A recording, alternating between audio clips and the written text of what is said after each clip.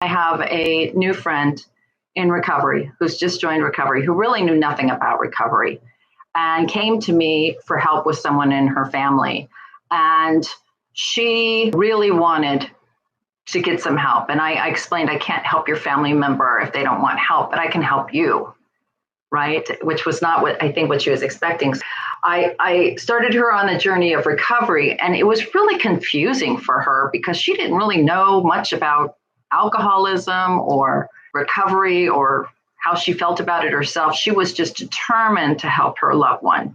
And it's so hard when you love someone and this is talking about being honest with myself. Well, the opposite of being honest with myself is being in denial. And there's something to be said when I say that you can't help an alcoholic addict until they're ready. You also can't help someone in Al-Anon until they are ready, because they have to come to some surrender that they're willing to give up the idea that they can do this, right?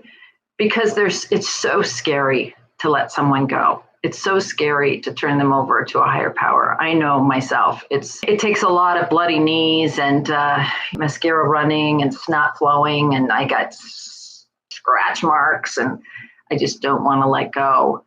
And it's funny because there's something energetic that happens. I talk a lot about alcoholics and their codependents or their loved ones. And alcoholism is a family illness. So you got two people, maybe more.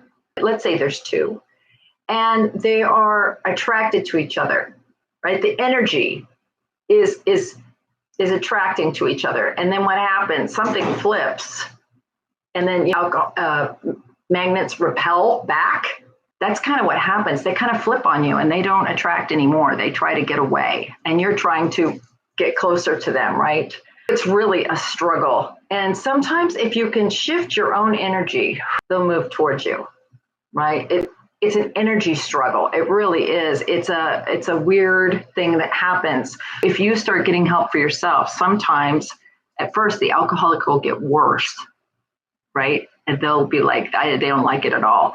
But it might just shift the energy enough that it allows them to see how bad they've gotten, or they get to experience their own consequences, and all of a sudden they go. And that's what happened with her, and it was almost sudden and profound because it happened so instantly.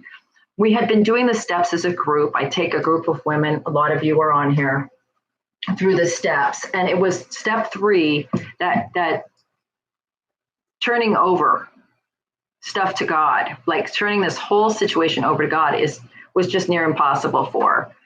And she really couldn't quite grasp that, being honest with herself, that everything she tried hadn't worked. That's what this reading's talking about. I have to be honest with myself.